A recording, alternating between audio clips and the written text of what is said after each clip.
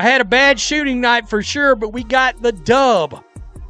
What does that help our team as a whole and whoever is your fave? She picked a fight she never had to pick. Ty Harris turned her phone into a weapon and aimed it straight at her own career. Nobody made her do it. No one dragged her to X. No one forced her to start swinging at Caitlin Clark's fan base. She chose that, on her own time, while averaging under 3 points a game and shooting barely 31% from the field. That's the resume. That's the scoreboard. And instead of fixing it, she went online looking for a fight. Welcome back to Ryman, where today we're breaking down how a pro athlete on the Indiana Fever decided arguing with strangers online was a better use of her energy than figuring out why she can't buy a bucket. Why do y'all keep telling me to log off? Simple answer, Ty, because this isn't what professionals do. Why y'all keep telling me to log off? Because you're not being a professional. Why y'all keep telling me to log off, laughing my ass off? Let's zoom out, because this is bigger than one bad night on social media. This isn't just about one player losing her cool on a random Tuesday. This is about a problem the entire league has been sitting on for years. And Ty Harris just gave us the clearest example of it we've ever seen. Right now, the WNBA is sitting on the biggest opportunity it has ever had. Caitlin Clark showed up and brought a brand new audience with her. People who weren't watching before, people who are now buying tickets, tuning in, and driving ratings the league has chased for decades. And that audience, they watch closely. They have opinions. So when a player goes 4 for 4 total points, fans are going to talk about it. That's not an attack. That's not a crisis. That's just what fans do. It's literally the job description. But instead of taking that in stride, instead of logging off and putting in work in the gym, Ty Harris picked up her phone and started a fight with the very people keeping this league afloat. And I'm like, are you professional athletes or influencers? Let me break down exactly what went down here. Every detail matters, because once you hear them all, you'll understand why this blew up the way it did. Caitlin Clark had a bad shooting night against the Las Vegas Aces. Simple as that. She's a rookie. Every player, in every era of basketball, has had nights like this. Here's the thing though, the Fever still won. The team got the W. But Clark's stat line wasn't what her fans were hoping to see. And her fans, they're the ones filling seats, buying jerseys, driving the biggest surge of interest this league has ever seen. So naturally, they went online and vented their frustration. That's it. That's the whole story so far. Fans upset after a rough shooting night in a game their team still won. Nothing unusual. Happens in every sport, every single week. But this is where things take a turn. Enter Ty Harris. Harris is averaging 9 points a game, shooting 31% from the field. Let that sink in, 31%. And her response to fans being frustrated about Clark. She hopped on X and dropped a post that changed everything. I had a bad shooting night for sure, but we got the dub. What does that help our team as a whole and whoever is your fave? Let me walk you through exactly what unfolded here, step by step. Because once you have the full picture, you'll understand why this turned into such a mess. Caitlin Clark had a tough shooting night against the Las Vegas Aces. That's basketball. She's a rookie. Every player in the history of the sport has had games like this. Here's the important part though. The Fever still won. The team walked away with the victory. But Clark's own stat line wasn't what fans wanted to see. And these are not just casual viewers. These are the people packing arenas, buying jerseys, and driving the biggest surge of attention this league has ever experienced. So naturally, they went online and vented. That's the entire setup. Fans upset about one rookie's rough shooting night in a game their team still won. Nothing unusual. This happens in every sport, every single week. But this is where things take a sharp turn. Enter Ty Harris. Harris is averaging 9 points a game, shooting 31% from the field. 31%. Hold that number in your head, because it matters a lot for what comes next. Instead of staying quiet, Harris decided the right move was to hop on X and respond to the frustration aimed at her teammate. Here's what she actually wrote, word for word, no editing. I had a bad shooting night for sure, but we got the dub.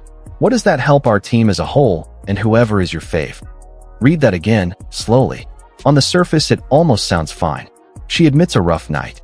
She points to the win. She gestures toward team unity. But there's a massive problem hiding in plain sight. Nobody was talking about Ty Harris. Not one fan. Not one commentator. Not a single account online. The entire conversation was about Clark's performance. And Harris inserted herself directly into it, using the phrase, "whoever is your fave," a clear, deliberate jab aimed straight at Clark's supporters. That phrase isn't a typo. It isn't taken out of context. It's a calculated reference, posted publicly by a teammate, aimed at the very fan base keeping this franchise afloat. Think about what that phrase actually reveals. First, it proves Harris was fully aware the criticism online was about Clark. She was watching. She was reading. She was tracking the conversation closely enough to craft a response that referenced her teammate without ever saying her name. This wasn't someone who accidentally wandered into a controversy. This was someone plugged in and choosing to engage. Second, it draws a line. An us versus them line on a team that's supposed to function as one unit. It tells millions of Clark's fans that at least one player on this roster sees them as an opposing side rather than as part of the same fan base everyone shares. If you want a textbook definition of what hurts team chemistry, this is it. And she didn't stop there. When people in the replies told her to log off, she kept going. She posted again. "Why y'all keep telling me to log off? Laughing my ass off. It's my off day. Athletes can't have conversations without people thinking I'm fighting on social media.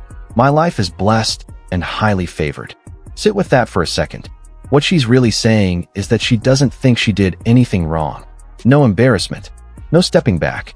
Just laughter, dismissing the people trying to warn her, all while shooting 31% and averaging under 3 points a game. Here's an analogy to make this crystal clear. Picture a star quarterback sidelined with an injury. His backup steps in, has a rough game. Fans of the starter are critical online. Now imagine that backup logging on his social media and firing shots at the starting quarterback's fan base on his day off. What happens to that backup's career? It's over. The locker room turns on him. Management is on the phone before lunch because that behavior gets addressed immediately in any serious organization. So where was head coach Stephanie White while this was unfolding? That's the question everyone should be asking, because managing locker room culture is her job. Setting the standard for how players carry themselves publicly is her job. The moment those posts went live, someone from the coaching staff should have stepped in, not to shame anyone, but simply to say, "Get off the platform. We'll handle this internally." That's what modern coaching actually looks like. You're not just drawing up plays anymore. You're managing people, culture, and public image. Because in this era, every post functions like a press release for the whole organization. And here's the part that should genuinely concern people. Reports suggest this isn't an isolated incident. There's a pattern within this organization of players struggling to stay off social media during moments of criticism, unable to treat it the way every other professional franchise does, as something to manage, not a battlefield to fight on. That's not one player having one bad night. That's a cultural issue running from the top down. Compare that to how veteran athletes in other leagues operate. Players with years of experience, championships, real legacies. They're not scrolling through comment sections at 11 at night. They're in the film room. They're in the gym. They're doing the work that justifies their roster spot. That's the standard. And a player averaging under 3 points a game, spending her off day arguing online instead of working on her shot. That tells you everything about where her priorities sit. Then it got worse. She didn't post once and disappear. She stayed active for hours, replying individually, engaging with argument after argument, all while her season averages remained exactly what they were. At one point, when someone challenged her directly asking whether these were professional athletes or online influencers, her response was simply to laugh it off again. "Why y'all keep telling me to log off? It's my off day." She said that while people were actively trying to pull her back from a bad situation. That's not a one-time slip. That's a sustained, deliberate choice to keep arguing with a fan base while being one of the least productive scorers on her own roster. Let's be blunt about it. She went scoreless from the field in the very game that sparked all this frustration. 0 points. And instead of going home to study film or get an extra reps, she chose to pick a fight with her teammates' supporters, then mock the people warning her to stop. Here's what's most striking though. Before any of this, nobody was discussing Ty Harris at all. She wasn't part of the conversation. She was invisible in the best possible way, which, for someone averaging 2.9 points a game, is exactly where you want to be. Quiet, focused, letting your game do the talking. Instead, she manufactured her own controversy from nothing, on a day when doing absolutely nothing would have kept her name out of it completely. Now think about what's actually at stake here for the franchise. This team is currently one of the most watched in professional basketball, period. That's almost entirely because of Caitlin Clark. She transformed a struggling franchise into a national story, sellout crowds, record ratings, merchandise numbers no single player has ever produced at this level. That fan base isn't just support. It's the engine driving this entire wave of attention. You don't take shots at the engine and expect nothing to happen. And here's what makes it even more frustrating. A lot of the original fan criticism wasn't even personal. Much of it was about coaching strategy, about whether the system in place actually fits Clark's strengths. That's a normal basketball conversation fans have all the time. It's not malicious. But instead of engaging with that, Harris went straight for a personal shot at the fans themselves. What does it say about a locker room when a player shooting 31% feels comfortable enough to publicly jab at the franchise's most valuable player's fan base, then double down when confronted? It says the accountability standard either doesn't exist or exists and isn't being enforced. So here's where this likely goes. Expect every one of Harris's future performances to be scrutinized harder than before. She made herself the story. Expect Stephanie White to eventually have to address this publicly, and how she frames it will reveal a lot about whether this organization actually understands the problem. If she brushes it off as just players talking, that confirms the issue runs deep. If she calls it out directly, that's at least a sign of accountability. Expect Clark's fan base to only grow louder and more engaged, not less. Attacking a fan base never shrinks it. And expect the league as a whole to eventually have to set real standards for how players handle themselves online, because right now that standard is whatever each player decides for herself on a random Tuesday night. Meanwhile, while all of this noise was happening, Caitlin Clark was doing what actually matters, in the gym, reviewing film, preparing for the next game. That's the real difference. That gap doesn't close through social media arguments. It closes through work. And ironically, every time someone takes a swing at her supporters, that fan base only gets stronger, and the contrast between quiet dedication and public noise becomes impossible to ignore. So here's the real question worth asking.